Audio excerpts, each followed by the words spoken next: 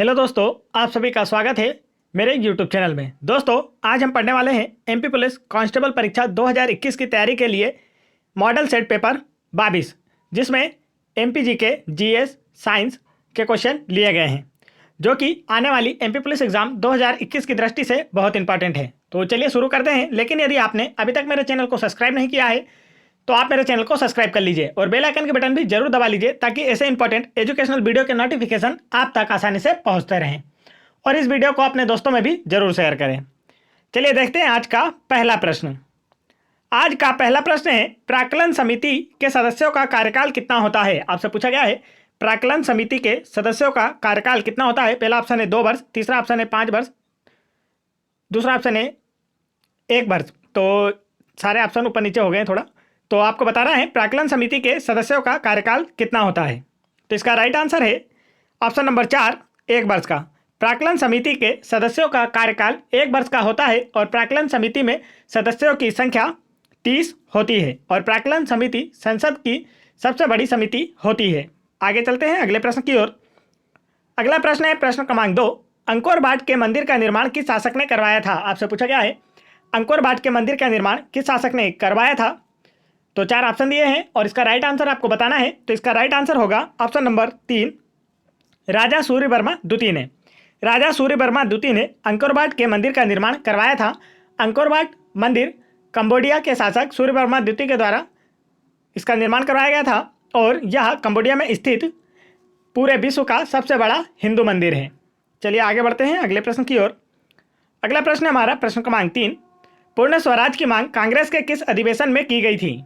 4 option है और आपको बताना है इनमें से कांग्रेस के किस अधिवेशन में पूर्ण स्वराज की मांग की गई थी। तो इसका राइट आंसर है ऑप्शन नंबर 3, लाहौर अधिवेशन में। लाहौर अधिवेशन 1929 में पूर्ण स्वराज की मांग की गई थी। इस अधिवेशन के अध्यक्ष जवाहरलाल नेहरू थे और जवाहरलाल नेहरू भारत के प्रथम प्रधानमंत्री भी थे। चलिए आगे चलते हैं अगले प्रश्न की ओर। अगला प्रश्न है हमारा, निम्न में से किसे अर्जेंटीना का हृदय कहा जाता है। 4 ऑप्शन है और आपको बताना है इनमें से किसे अर्जेंटीना का हृदय कहा जाता है। तो इसका राइट आंसर है ऑप्शन नंबर 2, पंपास। पंपास को अर्जेंटीना का हृदय कहा जाता है। पंपास दक्षिण अफ्रीका के वृक्ष रहित घास के मैदानों को कहा जाता है। आगे चलते हैं अगले प्रश्न की ओर। अगला प्रश्न है प्रश्न क्रमांक 5, अरावली पर्वत के पश्चिम से कौन सी नदी निकलती है। 4 ऑप्शन है और आपको बताना है इनमें से कौन सी नदी अरावली पर्वत के पश्चिम से निकलती है। तो इसका राइट आंसर है ऑप्शन नंबर 2, लूनी नदी। अरावली पर्वत के पश्चिम से लूनी नदी निकलती है और यह नदी गुजरात के कच्छ के रण में जाकर गायब हो जाती है। इसे भी आपको याद रखना है। आपसे पूछा जा सकता है लूनी नदी कहाँ जाकर समाप्त होती है, तो गुजरात के कच्छ के रण में जाकर यह गायब हो जाती है। चलिए आगे बढ़ते हैं अगले प्रश्न की ओर। अगला प्रश्न है प्रश्न क्रमांक 6, संयुक्त राष्ट्र संघ के प्रमुख अंगों की संख्या कितनी है। 4 ऑप्शन है और आपको बताना है संयुक्त राष्ट्र संघ के प्रमुख अंगों की संख्या कितनी है। तो इसका राइट आंसर है ऑप्शन नंबर 2, 6। संयुक्त राष्ट्र अंग के प्रमुख अंगों की संख्या 6 है और इनमें पहली है महासभा, दूसरी है सुरक्षा परिषद, तीसरी है आर्थिक एवं सामाजिक परिषद, चौथी है प्रन्यास परिषद और 5वीं है अंतर्राष्ट्रीय न्यायालय और 6वीं है सचिवालय। और अंतर्राष्ट्रीय न्यायालय का मुख्यालय द हेग नीदरलैंड में है और इसे छोड़कर बाकी सभी 5 समितियों का मुख्यालय न्यूयॉर्क में है। और संयुक्त राष्ट्र संघ अर्थात यूएनए की स्थापना 24 अक्टूबर 1945 को की गई थी। आगे बढ़ते हैं अगले प्रश्न की ओर।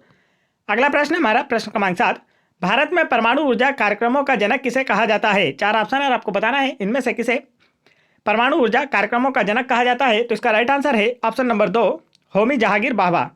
होमी जहांगीर भाभा को भारत में परमाणु ऊर्जा कार्यक्रमों का जनक कहा जाता है। भाभा परमाणु अनुसंधान केंद्र मुंबई में स्थित है। आगे चलते हैं अगले प्रश्न की ओर। अगला प्रश्न है, लक्षद्वीप में कुल द्वीपों की संख्या कितनी है। पूछा गया आपसे लक्षद्वीप में कुल द्वीपों की संख्या कितनी है। 4 ऑप्शन है और इसका राइट आंसर आपको बताना है। तो इसका राइट आंसर है ऑप्शन नंबर 3, 36।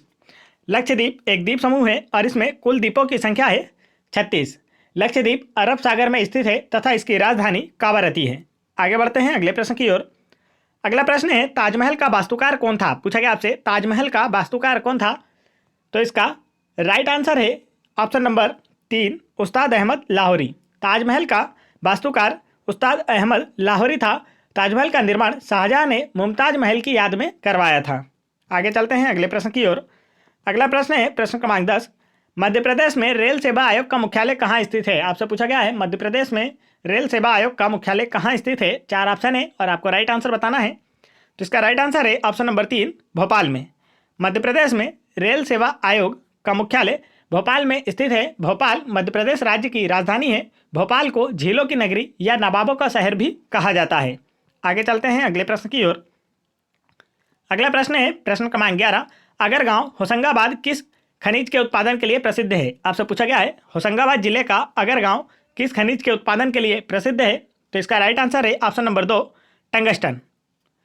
अगरगांव होशंगाबाद टंगस्टन के उत्पादन के लिए प्रसिद्ध है। टंगस्टन का उपयोग विद्युत बल्ब के फिलामेंट बनाने में किया जाता है। आगे बढ़ते हैं अगले प्रश्न की ओर।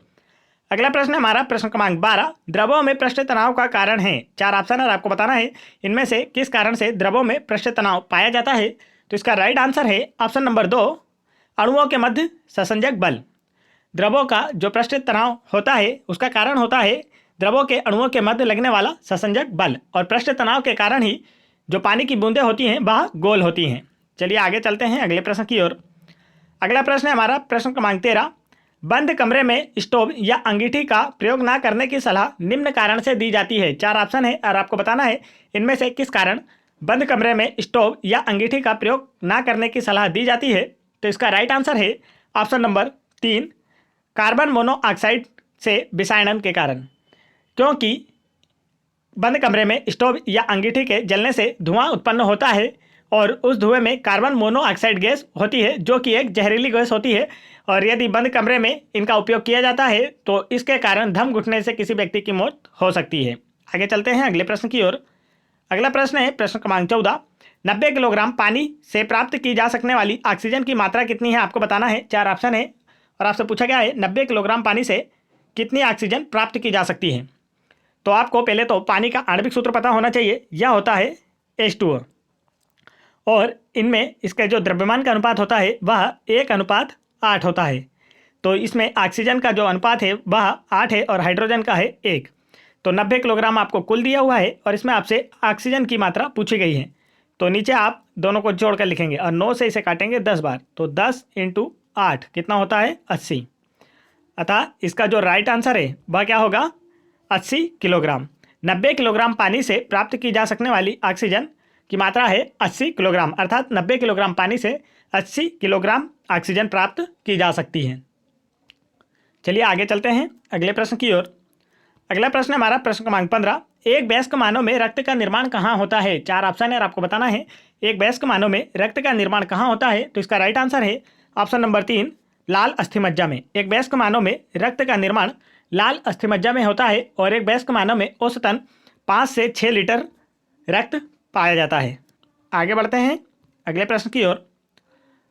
दोस्तों, यदि आप लोगों को मेरा वीडियो पसंद आ रहा हो तो वीडियो को एक लाइक जरूर करें, और यदि आपने अभी तक मेरे चैनल को सब्सक्राइब नहीं किया है तो आप चैनल को सब्सक्राइब जरूर कर लें।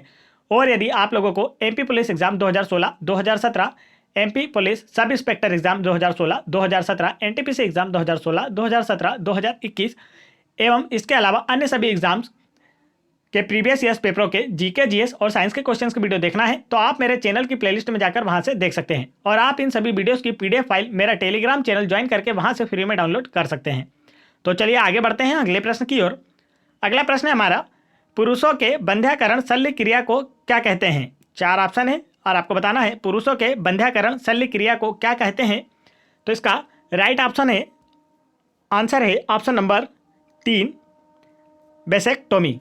पुरुषों के बंध्याकरण शल्य क्रिया, इसका अर्थ है पुरुषों की नसबंदी को क्या कहते हैं। तो इसका राइट आंसर है ऑप्शन नंबर 3, पुरुषों की नसबंदी को वेक्सोटोमी कहा जाता है। और महिलाओं की नसबंदी के बारे में आपसे पूछा जाए तो महिलाओं की नसबंदी को ट्यूबोक्टोमी कहा जाता है। यहाँ पुरुषों की पूछी गई है तो इसे वेसेक्टोमी, और अगर महिलाओं की पूछी जाए तो वह होती है ट्यूबोक्टोमी। तो आपको दोनों ही याद कर लेना है, दोनों ही पूछे जाने वाले प्रश्न हैं। आगे चलते हैं अगले प्रश्न की ओर। अगला प्रश्न है प्रश्न क्रमांक 17। सब्जी के रूप में खाया जाने वाला छत्रक है। 4 ऑप्शन है और आपको बताना है सब्जी के रूप में खाया जाने वाला छत्रक इनमें से क्या है। पहला ऑप्शन है सेबाल, दूसरा ऑप्शन है फफूंदी, तीसरा ऑप्शन है फर्न और चौथा ऑप्शन है मांस। तो इसका राइट आंसर है ऑप्शन नंबर 2, फफूंदी। सब्जी के रूप में खाया जाने वाला छत्रक एक फफूंदी है, और यहाँ छत्रक से आशय है मशरूम से।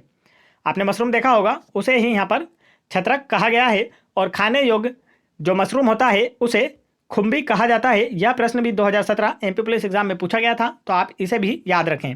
सब्जी के रूप में खाए जाने वाला जो मशरूम होता है वह फफूंदी होता है और इसे खुम्बी कहते हैं, जो खाने योग्य होता है। आगे चलते हैं, अगला प्रश्न है हमारा प्रश्न क्रमांक 18। पोंगल त्यौहार किस माह में मनाया जाता है, आपसे पूछा गया है। जो पोंगल का त्यौहार होता है वह किस महीने में मनाया जाता है। 4 ऑप्शन और आपको इसका राइट आंसर बताना है। तो इसका राइट आंसर है ऑप्शन नंबर 4, जनवरी। पोंगल त्यौहार जनवरी माह में मनाया जाता है। पोंगल तमिलनाडु में मनाया जाता है। तमिलनाडु की राजधानी है चेन्नई। सीएम है के पलानीस्वामी और तमिलनाडु के गवर्नर है बनवारी लाल पुरोहित। चलिए आगे बढ़ते हैं अगले प्रश्न की ओर। अगला प्रश्न हमारा प्रश्न क्रमांक 19। वर्तमान सिक्किम के मुख्यमंत्री का नाम क्या है, आपसे पूछा गया है। वर्तमान में सिक्किम के मुख्यमंत्री कौन है, उनका नाम बताना है आपको। तो 4 ऑप्शन है और इसका राइट आंसर आपको देना है। तो इसका राइट आंसर है ऑप्शन नंबर 2, प्रेमसिंह तमांग। वर्तमान में सिक्किम राज्य के मुख्यमंत्री हैं प्रेमसिंह तमांग। सिक्किम की राजधानी है गंगटोक और सिक्किम के गवर्नर हैं गंगा प्रसाद। और सिक्किम जनसंख्या की दृष्टि से देश का सबसे छोटा राज्य है, इसे भी आपको याद रखना है। चलिए आगे बढ़ते हैं अगले प्रश्न की ओर। अगला प्रश्न है हमारा, चक्रवाती तूफान निबार ने किस राज्य को प्रभावित किया था। 4 ऑप्शन और आपको बताना है इनमें से किस राज्य को चक्रवाती तूफान निबार ने प्रभावित किया था। तो इसका राइट आंसर है ऑप्शन नंबर 4, तमिलनाडु। चक्रवाती तूफान निबार ने तमिलनाडु राज्य को काफ़ी हद तक प्रभावित किया था, जिससे जनधन की काफ़ी हानि हुई थी। और तमिलनाडु की राजधानी है चेन्नई। तमिलनाडु के सीएम है पलानीस्वामी और तमिलनाडु के गवर्नर है बनवारी लाल पुरोहित। आगे बढ़ते हैं अगले प्रश्न की ओर। अगला प्रश्न है प्रश्न क्रमांक 21। ए पैसेज टू इंडिया पुस्तक के लेखक कौन है, पूछा गया है। ए पैसेज टू इंडिया पुस्तक के लेखक कौन है। 4 ऑप्शन है और इसका राइट आंसर होगा option number 2, E M. Forster. A passage to India पुस्तक के लेखक है ई.एम. फोस्टर। और यदि आपसे पूछा जाए a passage to England book के राइटर कौन है, तो उसका आंसर होगा Neeraj Singh Chaudhary. A passage to India की बात की जाए तो इसका आंसर होगा ई.एम. फोस्टर, तथा a passage to England book की बात की जाए तो उसका आंसर होगा नीरज सिंह चौधरी। तो आप दोनों ही बुक याद कर लें। आगे बढ़ते हैं अगले प्रश्न की ओर। अगला प्रश्न हमारा प्रश्न क्रमांक 22। अल अहराम समाचार पत्र कहाँ से प्रकाशित होता है, आपसे पूछा गया है। अल अहराम समाचार पत्र कहाँ से प्रकाशित होता है। तो इसका राइट आंसर है ऑप्शन नंबर 2, काहिरा से। अल अहराम समाचार पत्र काहिरा से प्रकाशित होता है। काहिरा मिस्र देश की राजधानी है। इसे इजिप्ट भी कहा जाता है और यहाँ के वर्तमान राष्ट्रपति हैं अब्देल फतेह अल सीसी। तो आपको याद होना चाहिए मिस्र के जो राष्ट्रपति हैं वह है अब्देल फतेह अल सीसी। और काहिरा मिस्र की राजधानी है। मिस्र को इजिप्ट भी कहा जाता है और अल अहराम समाचार पत्र काहिरा से प्रकाशित होता है। आगे बढ़ते हैं अगले प्रश्न की ओर। अगला प्रश्न है प्रश्न क्रमांक 23। कौन सा रोग ठीक नहीं किया जा सकता है। 4 ऑप्शन है, आपको बताना है इनमें से किस रोग का कोई इलाज नहीं है। तो इसका राइट आंसर है option number 1, colour blindness. Colour blindness अर्थात वर्णांधता जो रोग होता है इसका कोई भी इलाज नहीं है। कलर ब्लाइंडनेस से प्रभावित व्यक्ति मूल रंगों में भेद नहीं कर पाता है। चलिए आगे बढ़ते हैं अगले प्रश्न की ओर। अगला प्रश्न हमारा प्रश्न क्रमांक 24। कौन सा रोग पानी के माध्यम से होता है। 4 ऑप्शन है और आपको बताना इनमें से कौन सा रोग पानी के माध्यम से होता है। तो इसका राइट आंसर है ऑप्शन नंबर 4, हैजा। हैजा रोग पानी के माध्यम से होता है और हैजा जीवाणु संक्रमण से होने वाली एक बीमारी है और जीवाणु की खोज ल्यूवेनहॉक ने की थी। यह भी आपको याद रखना है। आगे बढ़ते हैं अगले प्रश्न की ओर। अगला प्रश्न हमारा प्रश्न क्रमांक 25। जीवाणुओं की रोम जैसी संरचना को क्या कहा जाता है, पूछा गया आपसे। जीवाणुओं की रोम जैसी संरचना को क्या कहा जाता है। तो इसका राइट आंसर है ऑप्शन नंबर 1, फ्लैजिला। जीवाणुओं की रोम जैसी संरचना को फ्लैजिला कहा जाता है। जीवाणुओं के अध्ययन को बैक्टीरियोलॉजी कहा जाता है और जीवाणुओं की खोज की थी ल्यूवेनहॉक ने। चलिए आगे चलते हैं अगले प्रश्न की ओर। दोस्तों, यदि आप लोगों ने अभी तक मेरे वीडियो को लाइक नहीं किया है तो वीडियो को एक लाइक जरूर कर लें और चैनल को भी जरूर सब्सक्राइब कर लें। तो चलिए आगे चलते हैं। अगला प्रश्न है प्रश्न क्रमांक 26। एक्यूपंक्चर किस देश में अत्यधिक प्रचलित है। 4 ऑप्शन आपको बताना है इनमें से किस देश में एक्यूपंक्चर अत्यधिक प्रचलित है। तो इसका राइट आंसर है ऑप्शन नंबर 3, चीन। एक्यूपंक्चर चीन देश में अत्यधिक प्रचलित है और एक्यूपंक्चर में सुई चुभोकर इलाज किया जाता है। आगे चलते हैं अगले प्रश्न की ओर। अगला प्रश्न है प्रश्न क्रमांक 27। सार्स SARS का पूर्ण रूप क्या होता है, आपसे पूछा गया है। SARS अर्थात सार्स का पूर्ण रूप क्या है। तो 4 ऑप्शन है और आपको इसका राइट आंसर बताना है। इसका राइट आंसर है option number 1, severe acute respiratory syndrome. SARS का पूर्ण रूप होता है सीवियर एक्यूट रेस्पिरेटरी सिंड्रोम। और जो वर्तमान में कोरोना महामारी है, तो ये जो कोरोना वायरस है या सार्स समूह का ही एक वायरस है। तो आपको याद रख लेना है, यह पूछा जाने वाला क्वेश्चन है। सार्स का जो पूर्ण रूप है वह होता है सीवियर एक्यूट रेस्पिरेटरी सिंड्रोम। आगे बढ़ते हैं अगले प्रश्न की ओर। अगला प्रश्न है हमारा प्रश्न क्रमांक 28। मध्य प्रदेश उच्च न्यायालय के वर्तमान मुख्य न्यायाधीश कौन है? आपसे पूछा गया है मध्य प्रदेश उच्च न्यायालय के वर्तमान मुख्य न्यायाधीश कौन है? तो इसका राइट आंसर है ऑप्शन नंबर 1, मोहम्मद रफ़ीक। मोहम्मद रफ़ीक वर्तमान में मध्य प्रदेश उच्च न्यायालय के मुख्य न्यायाधीश हैं। मध्य प्रदेश राज्य का जो उच्च न्यायालय है वह जबलपुर में स्थित है तथा इसकी 2 खंडपीठ हैं, एक इंदौर व दूसरी ग्वालियर में स्थित है। आगे चलते हैं अगले प्रश्न की ओर। अगला प्रश्न है हमारा प्रश्न क्रमांक 29। महिलाओं को वोट देने का अधिकार सर्वप्रथम किस देश ने दिया था? पूछा गया आपसे महिलाओं को वोट देने का अधिकार सर्वप्रथम किस देश ने दिया था? तो इसका राइट आंसर है ऑप्शन नंबर 4, न्यूजीलैंड देश ने। महिलाओं को वोट देने का अधिकार सर्वप्रथम न्यूजीलैंड देश ने दिया था और वर्तमान समय में न्यूजीलैंड की जो राष्ट्रपति हैं वह भी एक महिला हैं, जिनका नाम है जेसिंडा केट लॉरेन अर्डर्न। आपको याद रखना है, वर्तमान में न्यूजीलैंड की राष्ट्रपति हैं जेसिंडा केट लॉरेल। तो इतना ही नाम याद रखें, बाकी तो आपको ऑप्शन में मिल ही जाएगा। और न्यूजीलैंड की राजधानी है वेलिंगटन और कोरोना वायरस से फ्री होने वाला दुनिया का जो पहला देश है वह भी न्यूजीलैंड था। तो यह आपसे पूछा जा सकता है और यहाँ की जो प्रेसिडेंट है इनका नाम आपसे पूछा जाएगा, तो आप उसे याद रखें, जेसिंडा केट लॉरेल। चलिए आगे बढ़ते हैं। अगला प्रश्न है हमारा, झंडा समिति के अध्यक्ष कौन थे? पूछा गया आपसे झंडा समिति के अध्यक्ष कौन थे? तो इसका राइट आंसर है ऑप्शन नंबर 4, जेबी कृपलानी। झंडा समिति के अध्यक्ष जेबी कृपलानी थे। आगे चलते हैं दोस्तों, आप लोगों के लिए एक क्विज है जिसका आंसर आप लोगों को मुझे कमेंट करके बताना है। तो जो क्विज का क्वेश्चन है वह है, वर्ष 2019 का भारत रत्न अवार्ड कितने लोगों को दिया गया है? उनके सभी के नाम आप लोगों को मुझे कमेंट करके बताना है। भारत रत्न अवार्ड 2019 किन्हें किन्हें दिया गया है, उनके नाम आप लोगों को मुझे कमेंट करके बताना है।